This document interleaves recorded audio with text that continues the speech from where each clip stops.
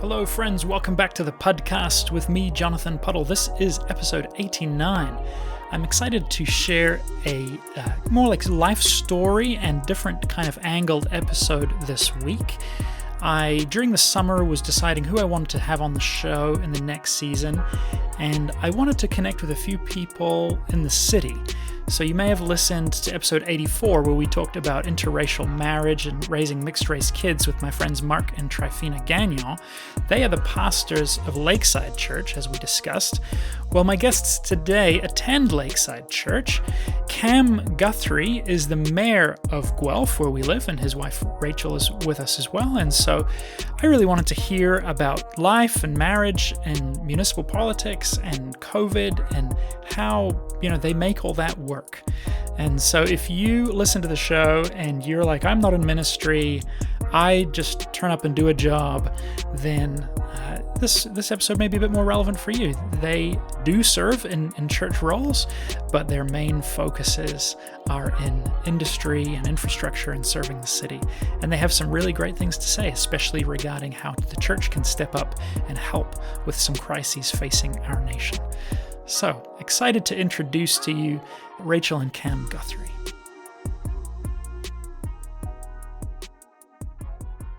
This is so fun. I'm so glad to have you both here because, as I just mentioned earlier, I get so many books.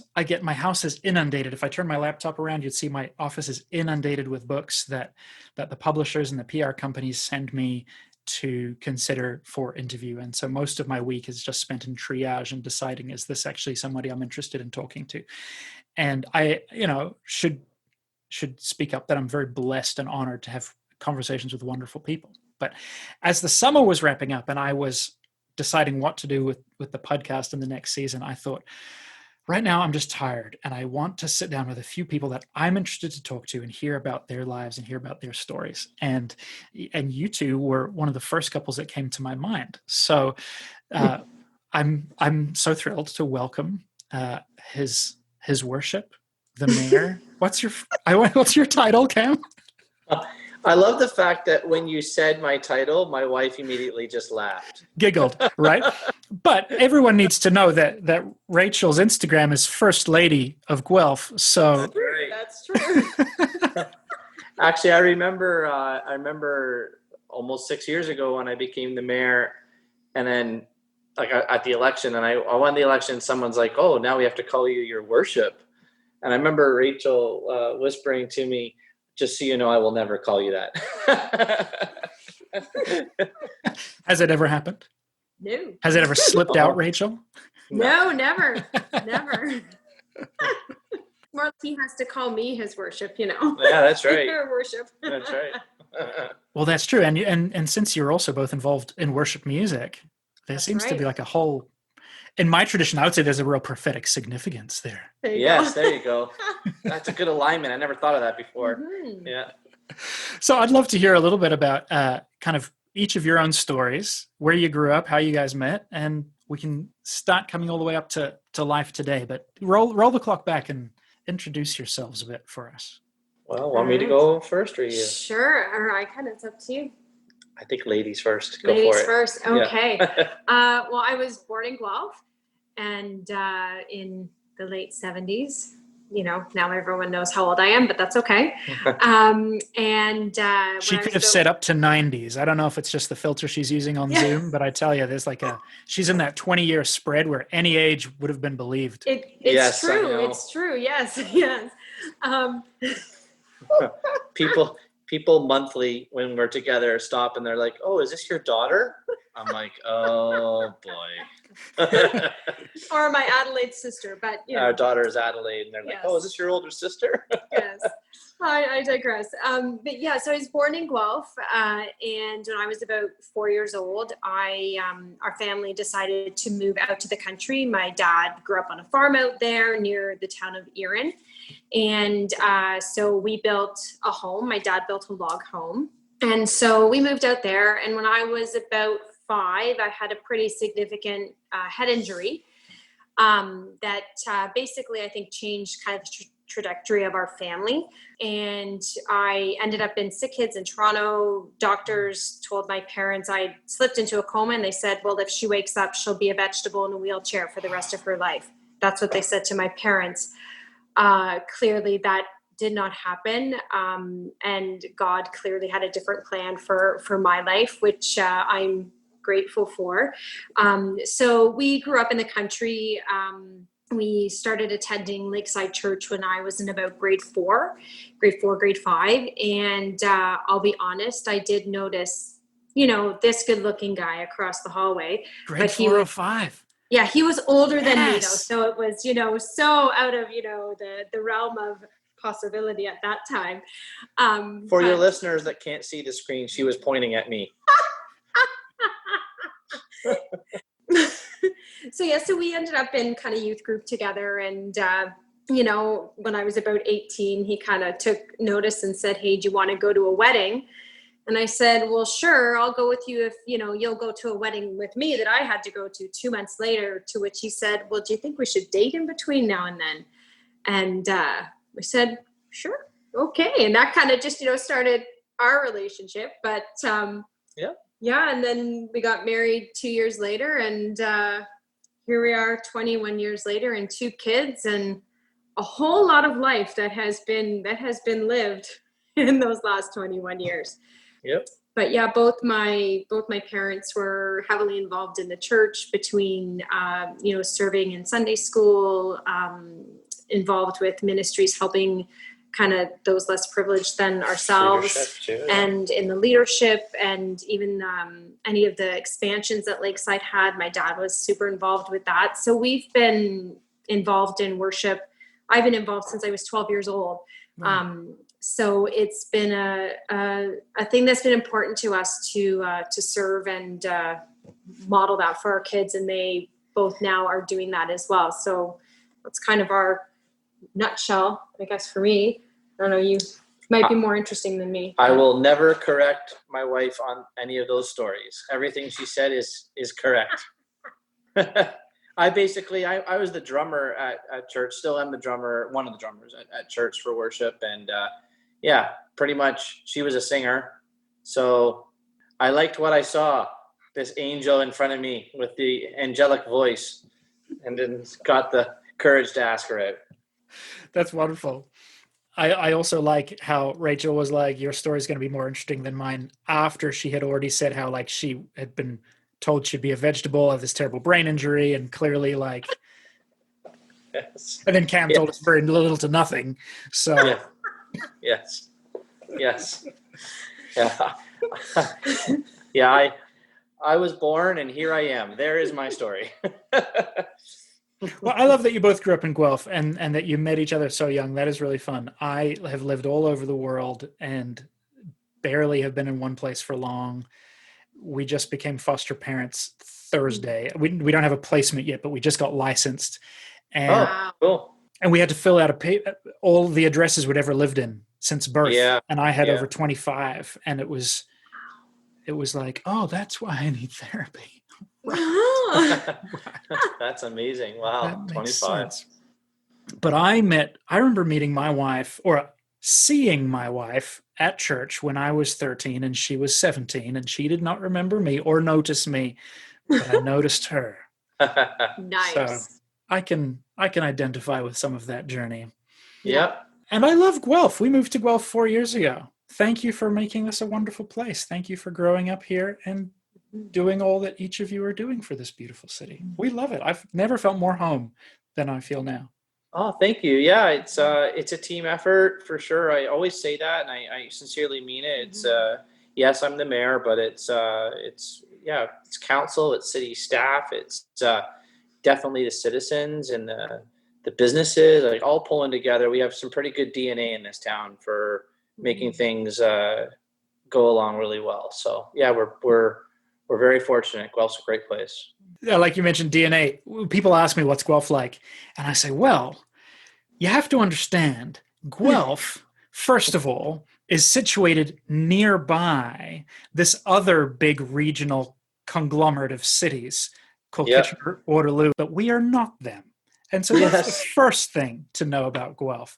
The next thing Yes. to know about Guelph is that it's inhabited both by original hippies and new school hipsters. So it's got a great university. It's got Yeah. one of two veterinary programs in the country. Yeah. It's surrounded by farmland.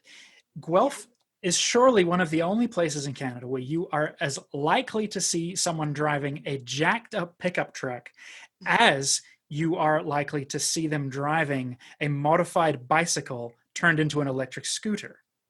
You You are have so described right. that very well. And in fact, today I saw a picture of someone portaging their canoe right down the main street in front of City Hall.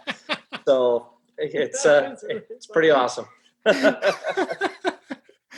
And it's just got, I just love the downtown culture and the vibe, and it's just got Yeah. such, I mean, what other city has a splash pad in the summer / skating rink in the winter right smack in front of City Hall? Yeah, that was before my time, but definitely credit needs to be given where credit is due. That's a major community asset. The original plans for that was, I think, parking. It was going to be parking. So definitely the right decision was made those many years ago to make that that's so beautiful and welcoming in both the summer and the winter, as you described it. So how did you get into the Mayoralty? What was your career background, Cam? What interested you? How did that walk us through that journey? So I went to obviously high school, and then coming out of high school, I went to a 2-year sporting goods business course in Peterborough, Ontario, at Sir Sandford Fleming College. Loved it. Absolutely adored that course. I would still recommend it today to people. Very high kind of job placement rate for that course. Not a lot of people take it, so it's kind of good ratio, kind of professors to teachers to students. I adored it, and right out of college, I kind of started my own little business of like representing different sports products, like Gatorade or High Sierra backpacks and luggage, and a lot of BMX and skateboarding kind of apparel, and I think there was some more stuff I can't quite remember, but just sporting good stuff. Did that for maybe a year and a bit, and then all of a sudden an opportunity came up to get into insurance. My grandfather had his own brokerage in town. It was sold to another brokerage, and then that brokerage was basically looking for an entry-level person to sort of, push paper, if I could call it that way. And so I decided to give it a go. And so then I never looked back. I stayed in insurance for 16 years, and I got licensed as an insurance broker, and I did mostly like home and auto and, cottage and boat and motorcycle, all that kind of stuff. But the last maybe 2 years or so, I'm more specialized in a lot of the marketing and sales for like investment properties, like student rentals and businesses and things like that. And then that's when I decided to get into politics. I actually ran as a city councilor in 2006. Thank you. And I lost that election. And I actually really like telling people that, because I think a lot of people look at like, oh, you're the mayor, and they think like there's been no negative things ever, like, or something, or you No just progression or journey. Yeah, like it was just easy. Like, you're just the mayor because you should have always been the mayor or something. Like, and that's not true. So yeah, in 2006, I ran for council for the first time. I lost that election, not by much, but I lost it. And then, of course, the next election's 4 years later. So I really stayed like close to the community. Got to really watch. I was a council watcher, I guess you could say, from a distance. And then I ran for city council again in 2010. I won the election. And then over that 4 years as being a councilor, and that's considered a part-time job here in Guelph, by the way.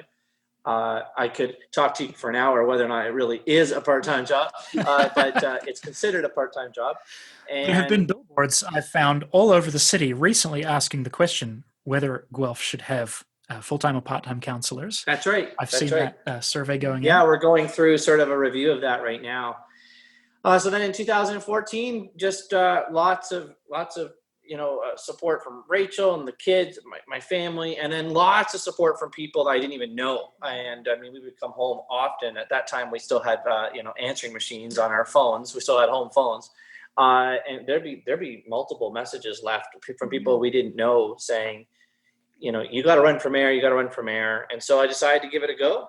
And I won as mayor in 2014, ran for re-election in October of 2018, and I won as re-election. So this is my second term as mayor. So I'm about halfway through my second term right now. That's so exciting. Mm-hmm. Yeah. Does Guelph have term limits for mayors? No, there are no term limits at all. That's an American sort of thing. I guess you could try to do that or implement that here, but a lot of what's done in Ontario is governed by the provincial government under what's called the Municipal Act. So you could try to do your own bylaw locally, but it'd probably be difficult. So yeah, in Canada, you can just run as long as you want. Let me rephrase that. As long as the voters want you, that's how long you can run for. Yes. So Rachel, what catch us up what those years were then for you? Well, like you're talking like just more like around like election stuff and running for council. All of it. Your early career. You have sure. kids, Yeah. How you interfaced all of that? Heating. Yeah, like when we got married, I was kind of I always called myself the third wheel, but I was like a office assistant / shipper receiver for a heating company. Yep. I was the only time I think I was that strong in my whole life. So I did that for a few years. And then I also at the same time was teaching voice lessons. So I would work full time and then I would come home at night and teach full time. So it was busy, very, very busy. And then it got so busy that I said, okay, I can't work full time and teach full time. So I went to half-time working. And that worked for a little while, but they really needed someone who was there full time. And I understood that. So I found a part-time job and worked at Centennial CVI as a receptionist, high school. So it was a high school for I was there for almost a year actually. And then it was a contract. So that ended. And then I went to another high school in Guelph, GCVI. And when I started that job, I actually was pregnant with our son, Anakin. And so I was like, okay, if I just take a contract job, that's good because I'm having a baby. So we had Anakin. I stayed home with him for about a year. And then I went back to work again. This time it was at the school board for the Upper Grand District School Board. And from there, I ended up landing a job in student transportation. So I have been in student transportation since 2007. That's been. And has it really been that long? It has. I was about to say 10 years. It's been 13. No, it's been 13 years. Oh, wow. Huh. So I've done various roles in the office, but the one that I've been in the most is dealing with special needs kids. So I arrange all the student transportation for about 11 or 1,200 kids who have special needs within the Wellington-Dufferin area. So I've done that for 13 years, which is crazy. So, and it's very interesting times right now with COVID and anything to do with school, but her job for arranging all that transportation for all the different students, and every student has a different need. It's not like a regular school bus, right? So it's very challenging. She's a rock star. She's been doing good. Yeah. So with working full time and the kids are in school, when Cam ran the first time in 2006, I had just started working at the board at that time before I got into transportation. And when he didn't win, it was kind of a bit of a, okay, do I stay working? Do I stay home? Our kids were really little, but at the time we're like, well, you know what? Just like everybody, we have to make ends meet. So I will continue working. When he won in 2010, it changed our, kind of how we did stuff, right? It was Dad was out more nights of the week. So I was doing a lot more of the, running kids to, football, dance, whatever event or kind of activity they were in. And it was a lot, right? It was a lot to try and juggle that with an insurance and counsel. And then I'm working full time and dealing with the kids. So our kids are just incredible individuals. They've known nothing different. They've known nothing different, really. But they have gone every step of the way. Just very supportive. Mm-hmm. Yep, we're in this. We support you.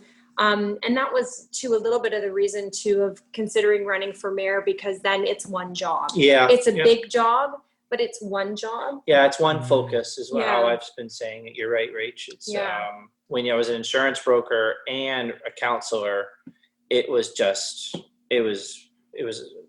very difficult. Yeah.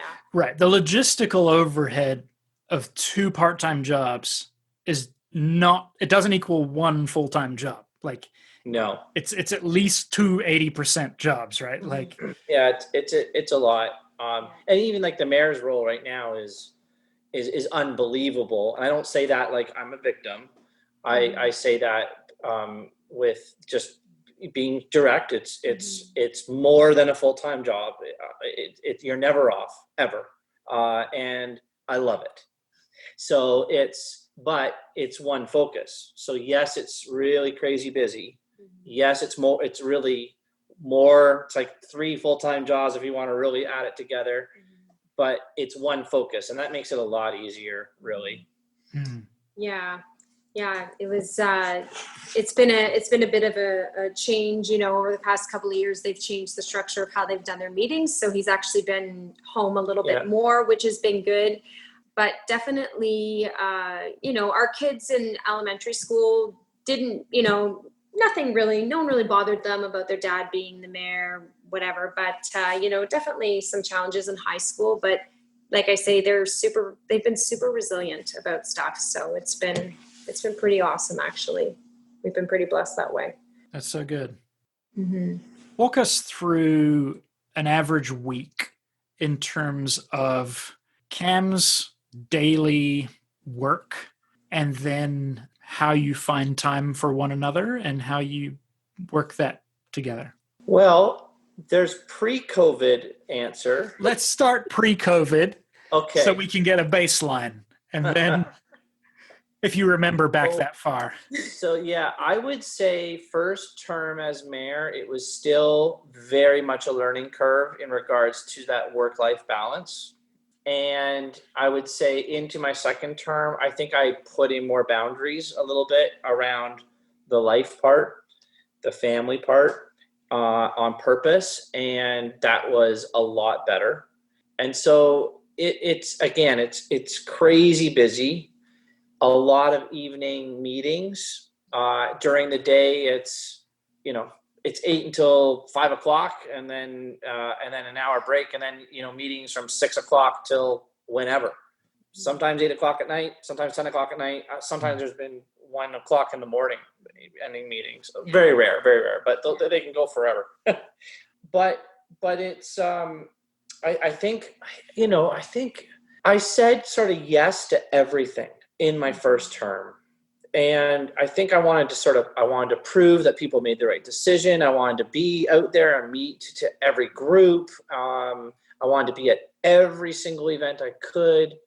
I remember, I think for 2 or 3 years in a row, I did 265 events a year.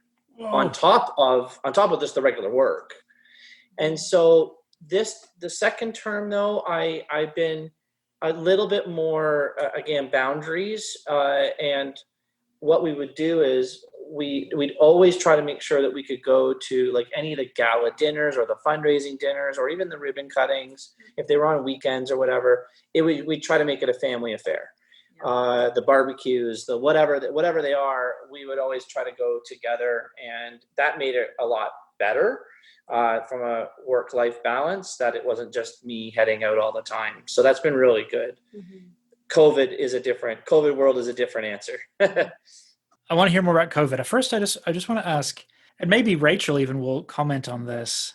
I feel like that role would be a disaster for my personality type. Like I would feel constantly letting everybody down, the desire to be at everything, like you were saying, all the events, to get known, all that kind of stuff. Do you think it requires like a certain kind of personality type Yeah, I do. Yeah, I do. I think you have to be you have to be a people person. I mean, you're representing people. So, But surely then it's a people person who can handle being also like attacked. Because I'm a yeah, people person, but I don't like. that's been interesting. Yeah, I think That's interesting on how I handle it, and it's also interesting how she handles the attacks too. So it's been, and the attacks become different sometimes. So it's you know what? It's always this. It's the same. It's the same like 10 people that just nip at your heels all the time.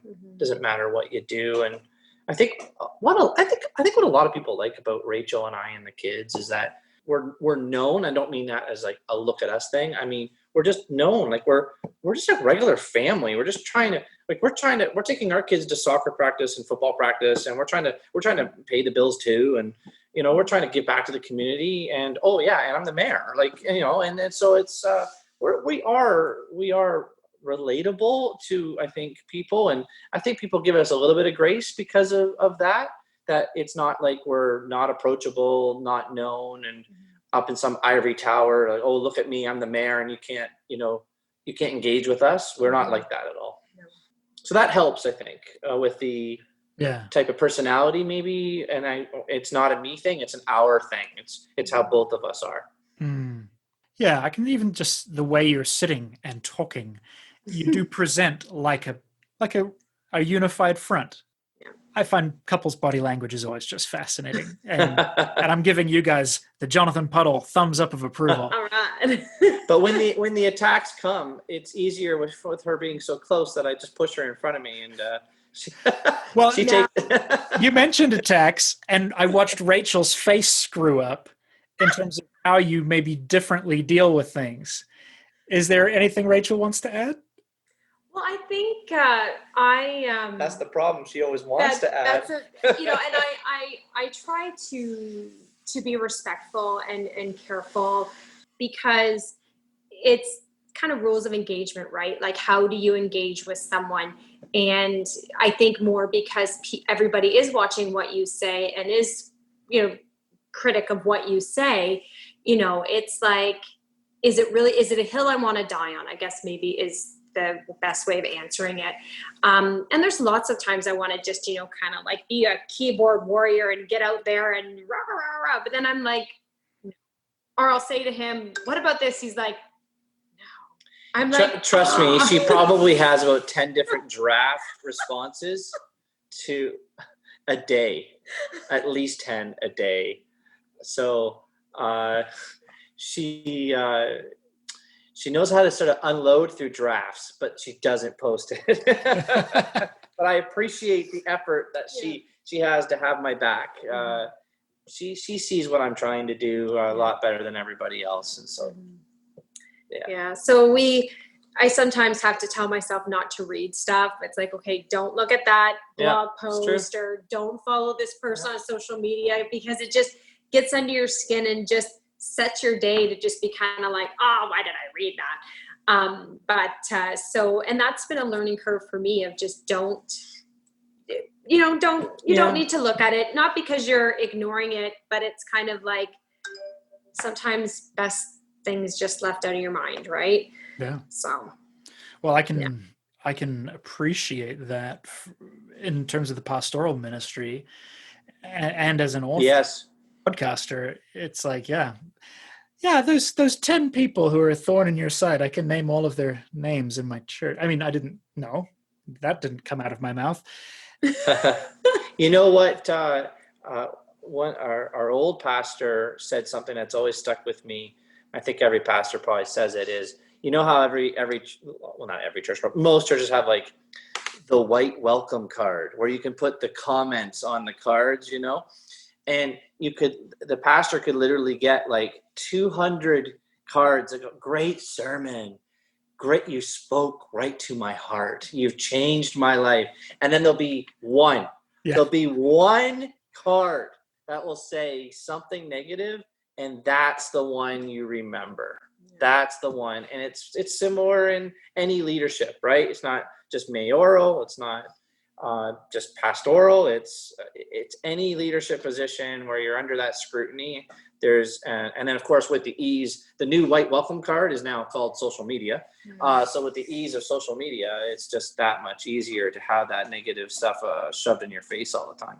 And I don't have to be Jonathan Puddle. I can be Hacker 359 and say whatever the heck I like. Yeah. Yeah. We'll take a quick break to thank my Patreon supporters. Thank you so much to everybody who supports this show on Patreon. I have 52 people currently giving between $3 and $50 a month.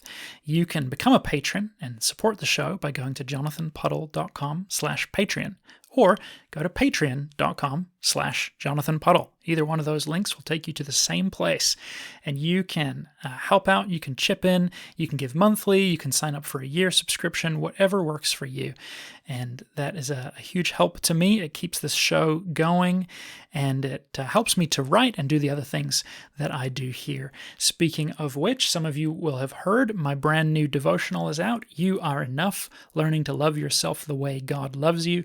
You can buy it from jonathanpuddle.com or Amazon or wherever else you find your books.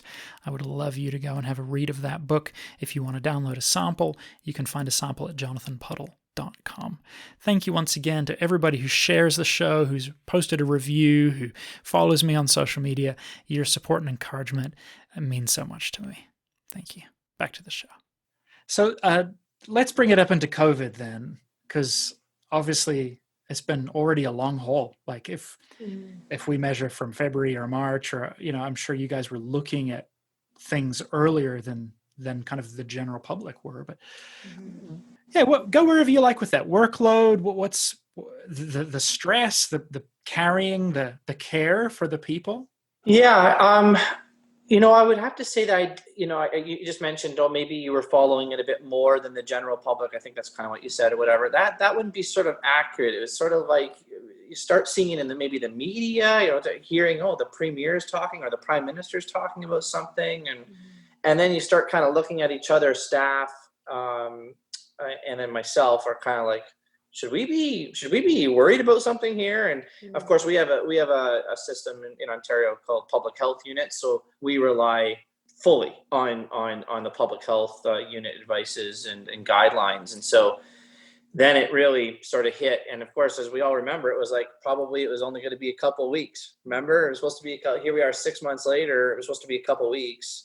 So we just kind of, it was really from a city perspective, you are going by the guidance of the province or the federal government. And I am the spokesperson for the city, but really I am being the spokesperson for the directions from public health and from the province. And so it just became an hourly and daily changes. And sometimes we would think we were going one way and all of a sudden it's another. And so through that sort of phase 1 and phase 2 of shutdown and then coming out of it with things being reopened, it's been just an absolute roller coaster ride. And then now, as I'm speaking to you today on, what's the date? September 29th? 29th. Yeah. I'm pretty concerned, actually. Again, this roller coaster ride, right? So now I'm in this position of Guelph has been literally so good at coming together. I think we were the first city in Canada to do the masks. Right. Yeah, I think so. And I would say that just how we pulled together, how we adopted the guidelines for public health has just really done an amazing job of keeping our community safe. But now that with these new numbers, I'm getting pretty concerned. And as the mayor, I have a responsibility for the health and safety of every individual. And I declared an actual emergency in the city. And that's the only thing, that is the only power that a mayor has, is to declare an emergency. Everything else has to go through council. And so I think there's over 215 or 220 or so cities that have declared emergencies. And here I was a month ago, Rachel, saying to you, I think I'm not gonna have the declared emergency anymore. I think I'm gonna pull it back. And then today, as I talk to you, it's like, wow, there's no way I'm pulling that back right now. Right. As a province, we've got more cases than we now had daily at the beginning of the outbreak. Obviously, testing is not the same, so it's not strictly apples to apples, but nonetheless, like, this is not what anybody wanted to see. And just like every other household, Rachel's been like, if you have two people working in the household, if that's your household, her work got shut down. So she had to work from home.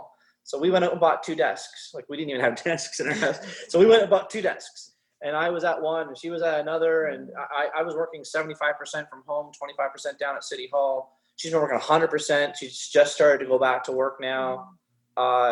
So that's a normal story in a lot of households, right? So it's a very interesting time we're in, that's for sure. It's very concerning. There's also been some neat stories that have come out of this too, about how the community pulls together and supports everybody. But it is it's a different stress. Didn't know I'd be signing up for this in my second term as mayor. That's for sure. Is there an impact on your health and wellness, your mental health, your coping levels? I think it's hard not to get bogged down by the media because it's everywhere. Like, you can't look anywhere and it's like gloom and doom almost a little bit. But one thing that we have said was a huge silver lining in all of this, just maybe for us, is more time together, actually. Yeah. Be it that, the meetings are from home. I'm working from home. He's working from home. You can have lunch together. You can, walk the dog together. We can go out together. And because we're not getting together with anyone, it's just the 2 of us. And that has been, we joke that we've gone on more dates in the last 6 months than we have in the last 15 years. It's true. Of thing, Wow. but it's been. No, you're saying it absolutely right. And that for us has been huge. It's like all the time that you give to other people in serving and whatever it is, it's like we've been given that gift and gotten that back. And that's been huge. And that's been a huge impact on, yes, your well-being and your mental health, because we've been together. And so for us, that's been good. The other part that you worry about is, if things shut down, what does that mean for your job? What does that mean for your kids? The kids not going to school. That by the time June rolled around, they were like, oh, but then they ended up getting summer jobs and worked every day. And that was a game changer. So, it's been great for us. And, by June, challenging for the kids, but they bounced back in the summer, which was also a plus side, I think, of it too. So it's got both, but I would say it's more positive than not for us personally, anyways, in time together. Yeah, she'd be right. I don't think we've eaten out so much in the last 6 months or gone for walks or whatever. Yeah. And that's been sort of nice, but I haven't slept in 6 months. Yeah. I haven't. Yeah, that's true. That is true. It's been a little rough. Yeah. It's been a little rough. It's just a lot on my mind, because you're also still you're trying to run a city normally, and then you've got that layer of the health and safety of everybody. And that's true. It's I'm not saying that like playing the victim or anything. It's just the reality of what it is. But water pipes are still bursting, and still got to cut the grass and pick up the garbage. Yeah. Wow. Rachel, what about in the busing? I'm intrigued by that. I have friends who have special needs children. I have friends who've decided to drive their kids now because they're concerned about buses as a point of exposure. Yep. What are some of the scenarios people are dealing with, and how that affects you? A big one is if parents choose to do remote learning. That impacts kind of the bus in kind of 2 ways, right? The route, timing, and then all of a sudden someone opts back in to take the bus, and then it impacts, now my kid's on the bus for 20 minutes longer. Parents being worried about if their kids are sitting with other kids, how close are they, how many kids are on the bus, even our drivers, are they safe? A lot of them are retired people who are in a higher risk category. We are fortunate here that our driver retainer I guess, if that's the right way of saying it. Retaining drivers is strong right now. A lot of areas it's not. But definitely kids with special needs, they can be more medically fragile than just regular kids going to school. And, you talk to parents and they have that worry, and it's trying to come alongside them and assure them that we've done the best we can. I mean, for me, I kind of went above and beyond and made it that my buses were 1 per seat. I could do that. Regular busing, we can't. I don't want people to listen and be like, oh, well, 1 per seat. But for me, it was like trying to keep the kids so they could feel safe in their seat. Yeah. But definitely just reassuring parents, that's a huge one, because there's so much unknown. If they could just have something that was known for them, that sometimes makes the day better. But it's been a busy September, a normal kind of startup, but different at the same time because of COVID. Everything going on with COVID. So that's one of the things I've found so fascinating and about this whole time is that I saw a quote. I don't remember who it was from, but it was like, we're not all in the same boat. We're all in this ocean, but actually we're all in sometimes very different experiences to one another. We're all totally impacted by this thing, but the way it impacts people can be hugely different, which then makes it even weirder, right? Because for some people it's horrifically traumatic, and for other people it's just kind of like no big deal. And when you have places like work or church or different community where people come together across those groups, and suddenly you're all thrown back in the mix, and everyone's like, oh, how are you doing? And I'm doing fine. I'm like, and I'm doing not fine. It's a strange dynamic. Yes. Agreed. Meanwhile, everyone's trying to do the best they can. Yeah, that's why my messaging from the city, from the get-go, and I maybe I'm a broken record on it, but I've been saying to people, please give kindness, patience, and extend some grace to people. Like, I've been saying that word grace, like for 6 months, because you just don't know where people are coming from. As you say, some people will say, I'm fine. And some people will be like, oh, I'm not. And let me tell you. And so we just got to remember to try to give people that grace and patience and kindness as much as we can to everybody. Yeah. In person and online, if I could add that. Closing the loop. Well done, sir. I like it. Just came across my mind while we were chatting. I read, I don't know, a year or so back, Cam, you'd written a letter to, I think, Barrie City Council regarding safe injection sites. And you specifically said that when the topic kind of came up in Guelph, you didn't think it was a good idea. You'd laid out your reasoning for that. But then you'd kind of gone on to say, it actually accomplished our goals. And so I turned around. I'd really be interested to hear a little bit more on that and where you were coming from and what you saw with that. Yeah, I think I was just inundated for many years looking at sort of the two sites, I guess, in Canada that were often looked at in regards to safe injection sites as Toronto and Vancouver, right? And those two places had their negatives and their positives, and it was always in the media, and it was always a hot topic. And I think I just naturally, just because it was always in the media, you just read those stories only. And sometimes the negative outweighs the positive, again, just in stories or opinion pieces. And so then I decided, and it was very deliberate on my end. And I've done this a lot for lots of issues, actually, as the mayor. Very deliberately, I will park my bias or park any ideology at the door, but I have to really be deliberate about it. And I will say, I have an open mind. I'm starting fresh. Talk to me, give me all the details, what are the positive, what are the negatives, give me everything so I can be fully informed. And I just had really great people, great stakeholders in the city, from the community health center, from Arch, from all these different areas, the family health teams, all and so on. I'll forget some of them, but all kind of giving me the stats, giving me the facts, giving me exactly what things and how things would go. And there was that, there's that notion from a myth point of view that overdose prevention site is just like people, they just walk up, they get free drugs, and they get to go. And that is absolutely not true.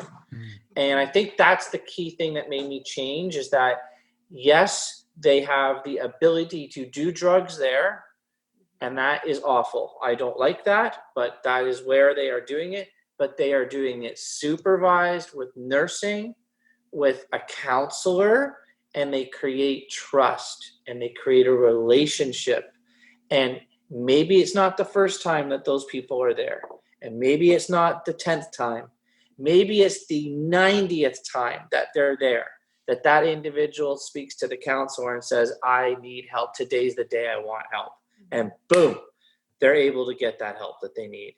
And there, since the overdose site has been open, there is those real stories of life change. These are real people. And like I have said a lot, is as the mayor, as any mayor, you want to be looking after the infrastructure of the city, whether that be pipes in the ground or fixing the potholes or fixing the bridge or whatever. How much more important is the infrastructure of people, of the people in our city, the most vulnerable people that are in the shadows, that are outcasts, that have stigma attached to them, that are struggling. They can go to these sites, they can have a safe place to do it, and they can be with people that care about them, create that trust, and send them potentially on a journey of life change. Bring it on. If that's a tool in the toolbox that we should be able to use, I'd rather have the ability to reach into that toolbox and be able to use it and not have it available. And instead, they'll just be at the parks, or they'll be in the bathrooms at McDonald's, or they'll be in the alleyways, and you'll find discarded needles all over the place. And these people will be overdosing and dying. And I couldn't accept that anymore. So the facts really churned me. And now the reality of how they've been operating for over a year and a bit now has shown me that it was the right decision, and I stand by it. I love that. I love the way you talked about that infrastructure of the people and the family, and that's so good. So good. Thank you. I'm done now. No, I love it. Thank you. Yeah. And I don't mind saying I changed my mind on it. I wish more leaders did that, to be honest with you. I don't know. It's okay to change your mind on things. When you get new information, yeah, I changed my mind. It's fine. Explain why. I think more people should be willing to be open about that kind of stuff. I agree. As a theologian and pastor, I feel a strong temptation to be like, no, this was always my position. I have always been this. I've always seen this way. But it's actually exclusionary. When I lean into the honesty that no, I have changed my opinion, it actually connects with people, because every human being's like, oh yeah, I changed my opinion one time on this one thing. Sure. And so suddenly actually there's dialogue and engagement rather than me just proving how I had it right from the beginning. Yeah. But I guess, yeah, there's that leaning into that vulnerability. It can be scary. Yeah. I will say, just on that topic, that is absolutely appalling, the amount of deaths of overdoses across North America, especially since COVID has hit. And if I can get political for 1 minute, it would be, I wish that the upper levels of government, who really are responsible for these types of healthcare issues, I wish they had a COVID response to the overdose issues that have been plaguing our cities for years. Because we've had more overdose deaths than COVID deaths in the city of Guelph. Really? I had no idea. Yeah. Wow. Yeah, it's been a very rough thing for me to try to deal with, when municipalities really aren't the ones that control a lot of that. As I said, it's healthcare, and that's provincial and federal. Doesn't mean it's ignored by us, but the last 6 months, both levels of government above us have moved at lightning speed to help everything. If they could just do that same thing for for people that are struggling, that would probably be helpful to many and save a lot of lives. Yeah, seriously. That's something in the church we've been trying to figure out as well. What does our response look like to, I mean, if we take a moment, what are the core areas of crisis in our nation? We have major environmental concerns, though the scope of that is often mind-numbing to understand our individual or communal role. The opioid crisis, housing issues. It's like, how as a church do we respond to those? I can answer that. Please. So one of the things, and I do want to give credit to the federal, I always give credit where credit's due. I will also critique when I need to critique. But one of the things, I was talking to an MP from the federal government a couple months ago, and he was bang on. He said one of the things that the churches can do, or communities of faith, as he said it, is they own a ton of property with a ton of huge space of parking usually, and housing, affordable or supportive housing. If they, if cities started to allow for quick zoning changes and things like that on these institutional religious lands or whatever, faith-based lands, can be changed to accommodate for housing, that'd be a game changer. Because one of the issues is land to build housing. But the faith community, they have tons of it. Which is mostly empty and unused, even before COVID. Let's just get that on the record. Yep. Correct. And so I think there's a huge opportunity for the faith community to step up and say, you know what? We're gonna let housing become our response to helping the most vulnerable in our city. And we're gonna give our land. Yes, I'm intrigued by that. It reminds me that in Kitchener, there's that complex Lot 42 where they run a bunch of events and stuff. I've heard that they've set up some kind of tiny house village as a homeless response there. Yes. And I don't know a lot about it, but I remember reading something about it. And I mean, that's just industry. Yes, you're right. Yeah, I think it's on private land, but they built like little sheds basically to allow them to be there. Again, credit to where credit is due. Now the governments are looking at giving money to people to be stakeholders to be able to buy like unused motels now or hotels and turn them into supportive housing for the most vulnerable, where they've been housed for the last 6 months anyways. So some of the owners of these hotels and motels, they don't even want to get back into it anymore. So now the government is allowing for some money to start to house these people. If we have a housing first initiative in mind and our priority is housing first, that's where a lot of life change and health change can start to help these individuals. So they're trying their best, but I know that the faith community has a lot of land. Yeah. Thank you for sharing that. That's very practical, excellent for us to consider. Would you guys pray for us? I'm just thinking, we've touched on, the opioid crisis, the overdoses, and also just like COVID. I mean, worldwide, we've hit 1 million cases.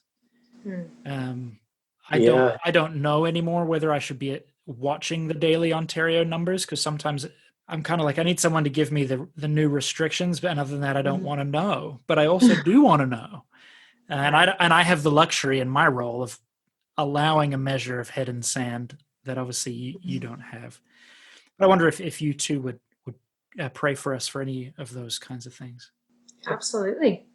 Do you want to pray for us? Do you want us to both do it? we can both pray, or if you want. Like I'm easy going. All right. Who's going first? I can go first. So okay. Go ahead. I just want to ask, what do you want to pray for? No, I'm not telling you. You just got to pray. You're not telling me. Okay, that's okay.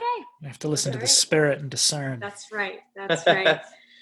God, we just thank you so much for tonight. We thank you for this chance to speak with Jonathan, and for anyone who is listening, God, we just lift them up to you in this time of just unknown. It's just an unknown, and that is a very, very scary place to be. And as we've said tonight, some of us are just okay with everything. Others are barely holding on. And so God, I just lift up those people who are struggling to just make it day to day right now because they are crippled with fear of not knowing. And God, I just pray for those people. And I can't even imagine just waking up every day feeling that way, feeling paralyzed to not be able to get through the day. And God, I just pray for those in our city who don't have a place to call home, who don't have a job to go to, that you would just be with them, that they would sense your presence, not only today or tonight, but God, that they would sense your presence every day. And I just thank you so much for what you are doing and for your guided hand through this. And God, you see this from a bird's eye view. We only see the here and now. So God, I pray that we would trust you moving forward as we navigate through a lot of unknown. God, just thank you so much for this chat and the ability to be authentic with each other and just to not be afraid to talk about the struggles, the good, the bad, and to know that through the good, the bad, and all those struggles that you are consistent, God, and that it's good to be reminded of that in these times of some uncertainty. And we just do lift up, so many, whether we think we have it together as individuals or families, or whether they're businesses, whether you think they have it all together as an individual, or whether it's the complete opposite of that, God, and it's just absolutely just barely hanging on. We just need to feel that presence of you in our lives, in our city, and we just lift up the most vulnerable to you, God, right now, that you would take care of them, their health, their minds, God, and that you would put the right people in their lives to show them grace and patience and love, and to give everyone a real sense of belonging in this city and outside of these city boundaries, God. And so thank you for this chat. Thank you for being with us tonight, even through this entire conversation, and as we end it off in your name, amen. Amen. Thank you, Rachel and Cam Guthrie. So next week, folks, it's possible I'm going to miss an episode. We'll see. I'm taking a few days off to recoup after this intensity of this book launch. I'm actually on a pastor's retreat with my pastors and a few other area pastors. So looking forward to having some time of fellowship and some rest. I'm hoping that I'll get the episode up somehow next week anyway, but if you don't hear from me next week, that's why. Not to worry, just having a little bit of fellowship and rest. But otherwise, I'm so glad that you were listening today. Go back and listen to the archives. We're approaching, next episode will be episode 90, which is pretty exciting. Coming up on 100 episodes of the podcast. I'm honored to have your listenership and your support. This has been a wild ride for me, and I'm so glad to share it with you. So grace and peace to you. May you have hope,